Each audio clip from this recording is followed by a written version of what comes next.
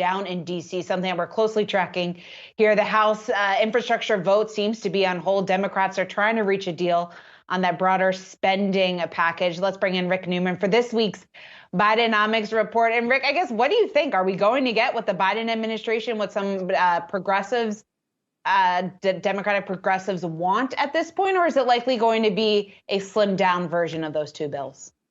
I don't know more than anybody else, but it's worth pointing out that President Biden is at the Capitol right now. So that tells you he's trying to twist some arms in the late innings for that infrastructure bill. But, if the Democrats don't pass anything this week, these bills are not dead. Nancy Pelosi just wanted to get the infrastructure bill over and done with this week. That's why she set a voting deadline for this week.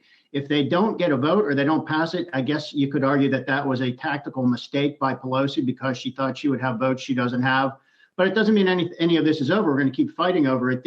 Another interesting development this week was Senator Joe Manchin, who is basically the kingmaker in Washington at the moment because he's the swing vote on the other bill that would have to get through the Senate. That would be the huge spending bill that Democrats are going to try to pass just with a simple majority vote. He said he's not supporting $3.5 trillion, and he put out his number yesterday, which is he's only willing to support $1.5 trillion in new spending. So I'm calling that Biden light, but Biden light could still be a pretty meaty bill. And as much as these look like setbacks for Democrats, we're going through a part of the battle here that we had to get through. We had to get to this fight between liberals and centrists within the Democratic Party.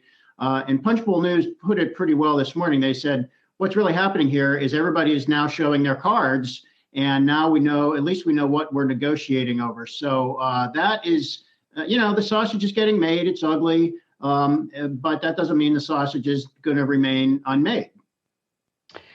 Rick, when it comes to some of those biggest items that you were just mentioning on Biden's wish list, if we do get that slimmed down package, I guess, what do you expect it to include? I guess, how much spending would it be just in terms of some of those when we look directly inside the bill and what's in there?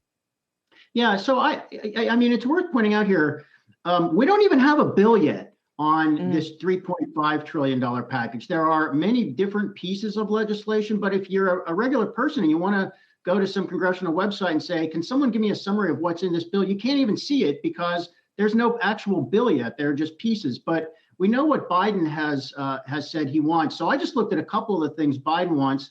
And let's say he only gets half of what he wants. So here's one example. He wants $225 billion for paid family leave whenever you might need it to care for a family member. The government would basically bear the cost of that. He wants $225 billion for 12 weeks of paid leave. So let's say he only gets half of that, which I think is plausible.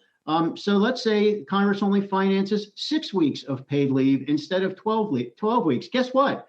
We have no federal paid leave right now, and Biden would still be ushering in a brand new entitlement that would probably help a lot of people and probably be popular. It would just be 6 weeks instead of 12 weeks. So Biden would claim victory on that. From his perspective, it would be a victory. But this gives you an example how Biden is setting a bar very high. Biden knows he's not going to get everything, and he's not going to reach that bar. And if he only gets a fraction of what he's asking for, he's still going to be able to say he really moved the ball forward here.